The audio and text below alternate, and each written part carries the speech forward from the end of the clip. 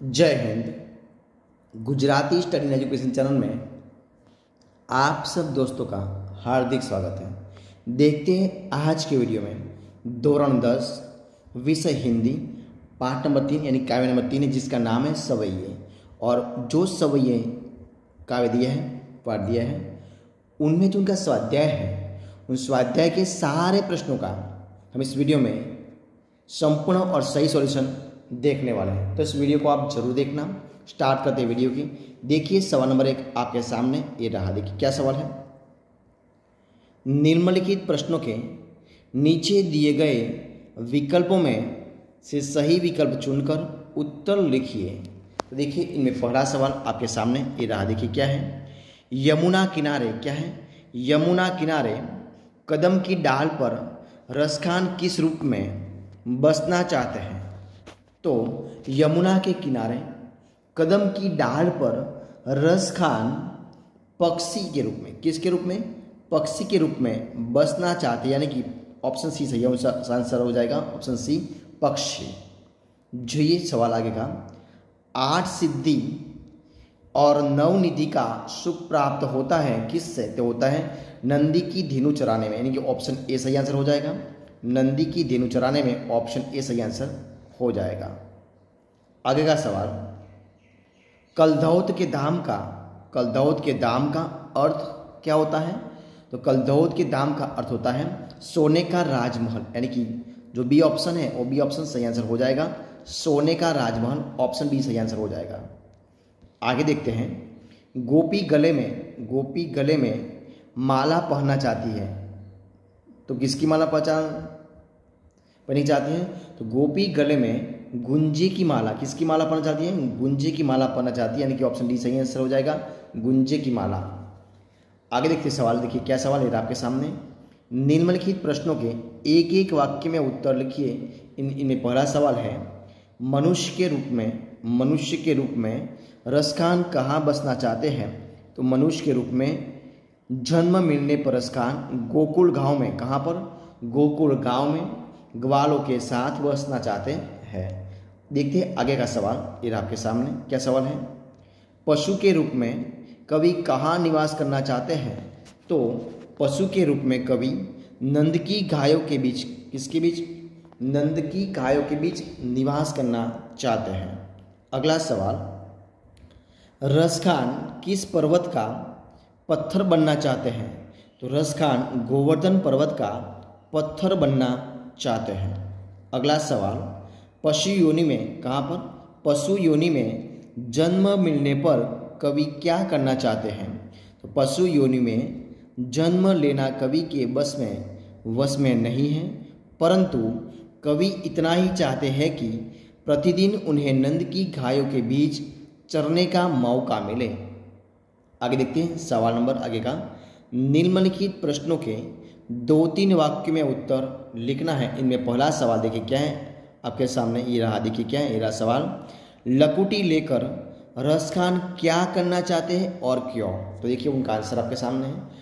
लकुटी लेकर रसखान कृष्ण की तरह वन में गाय चराना चाहते हैं, क्योंकि रसखान के हृदय में श्री कृष्ण के प्रति अत्यंत आकर्षण और अपार श्रद्धा की भावना है।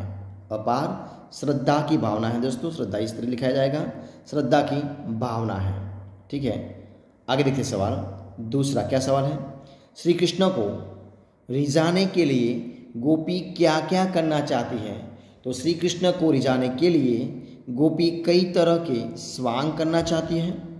वे श्री कृष्ण की तरह मोर पंख धारण करना चाहती हैं। वे गले में गुंजों की माला तथा पीले वस्त्र धारण कर ग्वालों के साथ गायों को चराने वन में जाना चाहती है। आगे का सवाल देखिए क्या सवाल है आगे का। देखिए गोपी कृष्ण की मुरली को अपने अधरों पर क्यों नहीं रखना चाहती। तो गोपी कृष्ण की मुरली को अपने अधरों पर रखना नहीं चाहती, यानी कि क्योंकि, तो आपके सामने उत्तर है गोपी कृष्ण की मुरली को अपने अधरों पर नहीं रखना चाहती क्योंकि मुरली ही उनकी दुश्मन है, जिसकी वजह से कृष्ण उन गोपियों पर ध्यान नहीं देते हैं। आगे का सवाल देखिए क्या है। निम्नलिखित प्रश्नों के 4-5 वाक्यों में उत्तर लिखिए। इनमें देखिए पहला सवाल आपके सामने इरा क्या सवाल है। रसखान श्री कृष्ण का सामीप्य किन रूपों में किस प्रकार चाहते हैं? तो उनका आंसर देखिए आपके सामने ये रहा। देखिए क्या आंसर है। आंसर है कि रसखान श्री कृष्ण से जुड़ी हर चीज़ का सामीप्य चाहते हैं। रसखान अगले जन्म में गोकुल में जन्म लेना चाहते हैं। रसखान श्री कृष्ण की तरह ग्वालों के साथ रहना चाहते हैं। वे पशु बनकर नंद बाबा की गायों के साथ चरना चाहते हैं जिनकी श्री कृष्ण चराने के लिए जाते थे। श्री कृष्ण ने जिस पर्वत को अपनी उंगली पर धारण किया था उस पर्वत का पत्थर रसखान बनना चाहते हैं। वे पक्षी बनकर यमुना के किनारे कदम के पेड़ों पर बसना चाहते हैं क्योंकि कदम के पेड़ों पर श्री कृष्ण ग्वालों के साथ खेलते थे। अब देखते हैं सवाल नंबर आगे के। देखिए क्या सवाल है आपके सामने। कवि श्री कृष्ण से संबंधित किन वस्तुओं की अभिलाषा व्यक्त करता है और इनके लिए वह किन वस्तुओं को छोड़ने के लिए तैयार है? तो देखिए उनका आंसर भी आपके सामने ये रहा। क्या आंसर है? ये रहा। देखिए क्या है।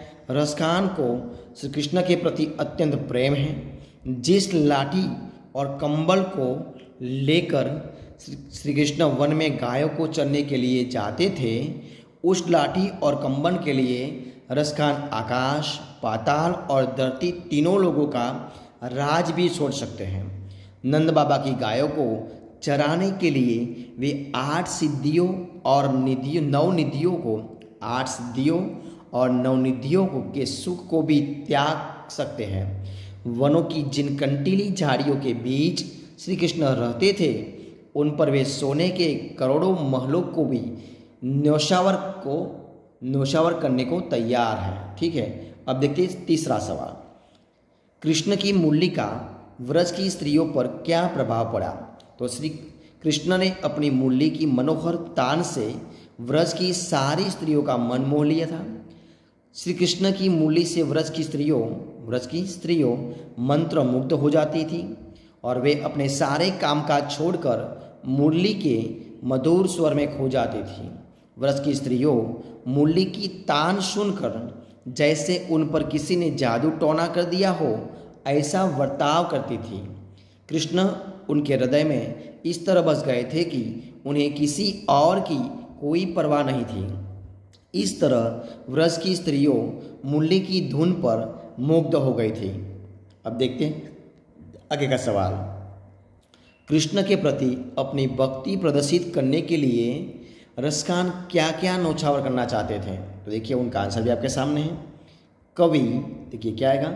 कवि रसखान श्री कृष्ण के अनन्य भक्त हैं और कृष्ण के प्रति अपनी भक्ति भावना को प्रकट करने के लिए रसखान अपनी सुख संपत्ति, सत्ता और वैभव को छोड़ देने के लिए तैयार हैं। वे श्री कृष्ण की लाठी और कंबल के लिए तीनों लोगों का राज भी छोड़ सकते हैं। नंद बाबा की गायों को चराने के लिए वे 8 सिद्धियों और 9 निधियों को भी त्याग सकते हैं। जिन जंगली झाड़ियों और पेड़ों के बीच श्री कृष्ण बसते थे उनके लिए वे करोड़ों सोने के महलों को भी त्याग सकते हैं। ठीक है। अब देखते हैं सवाल आगे का। उचित जोड़ बनाइए। अविभाग में कौन कौन दे दिया है? मनुष्य, पशु, पक्षी और पत्थर। और इसके आगे ब विभाग में दिया है नंद की गाय, यमुना के किनारे कदम की डाल, गोवर्धन पर्वत और गोकुल गांव। तो देखिए हम सही जोड़ बनाते हैं आपके सामने। देखिए रहा मनुष्य तो गोकुल गांव आएगा, पशु तो नंद की गाय, पक्षी तो यमुना के किनारे कदम की डाल पर वो बैठे हैं और लास्ट में गोवर्धन पत्थर तो गोवर्धन पर्वत इस प्रकार आएगा। ठीक है दोस्तों। इस प्रकार इधर हम जो काव्य यानी कि सविया जो दिया है उनका जो स्वाध्याय के सारे प्रश्नों का हम इधर वीडियो के रूप में जो सॉल्यूशन है वो इधर हम खत्म करते हैं। अगर आपको मेरा इस वीडियो अच्छा लगा हो, यूज़फुल लगा हो, पसंद आया हो तो इस वीडियो को आप लाइक कीजिए, कमेंट कीजिए, आपके दोस्तों में शेयर कर दीजिए और लास्ट में आपने अब तक इसी चैनल को यानी कि Gujarati study and education channel को सब्सक्राइब नहीं किया है तो उनका सब्सक्राइब करना मत भूलें। हम फिर मिलेंगे एक नए वीडियो के साथ, नए टॉपिक के साथ। तब तक बने रहें। जय हिंद, जय भारत, बेस्ट ऑफ लक।